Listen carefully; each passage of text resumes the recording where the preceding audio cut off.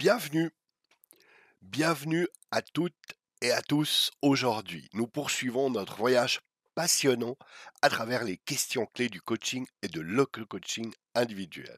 Nous sommes à l'étape 6 de notre série, une série de questions en coaching, en auto-coaching, et vous invitons surtout à ne pas rater nos questions bonus ou complémentaires en fin de cette vidéo. Ce sont des questions qui viendront accompagner notre question clé d'aujourd'hui. N'oubliez pas, si cette vidéo vous parle, donnez un pouce bleu afin que nous puissions aussi valider que cette question vous intéresse. Chaque question est inspirée de notre outil d'animation d'entretien Hormetis. Premièrement, et bien sûr, découvrir la question. Quelle dimension temporelle vous correspond le mieux et dans laquelle vous vous sentez le plus à l'aise? Le présent, le passé, le futur.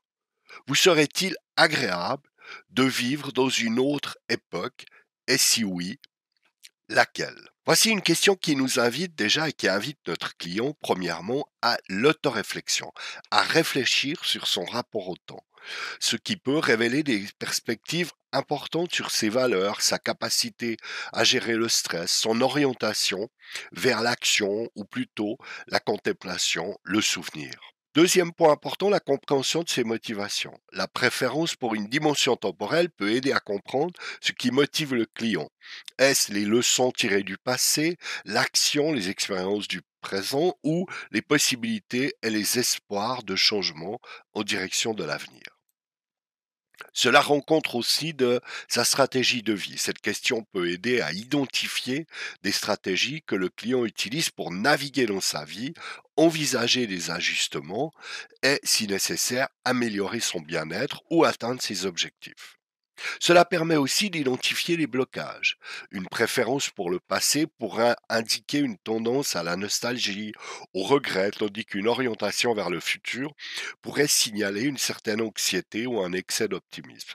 Comprendre cela peut aider à travailler sur des blocages spécifiques. L'application de la question, c'est au fond comment l'introduire.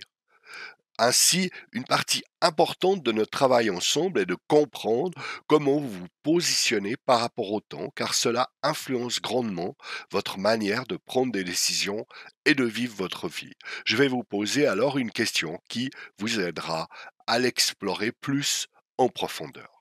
Maintenant, quelques questions complémentaires qui pourraient venir s'ajouter à ce que nous venons de dire. Par exemple, l'exploration des préférences temporelles. Quels aspects de cette période spécifique vous attirent le plus?